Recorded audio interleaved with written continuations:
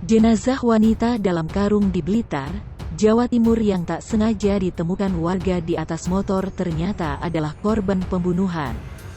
Wanita korban pembunuhan tersebut diduga dibunuh pria selingkuhannya.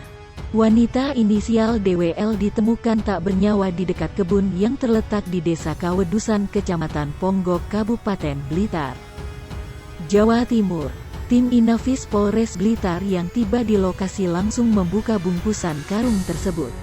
Sekitar jarak 50 meter dari penemuan jasad wanita dalam karung, warga makin histeris saat menemukan sosok pria sudah meninggal di atas pohon kopi. Selain itu, polisi juga menemukan tas berisi uang 1,5 juta rupiah di jok sepeda motor.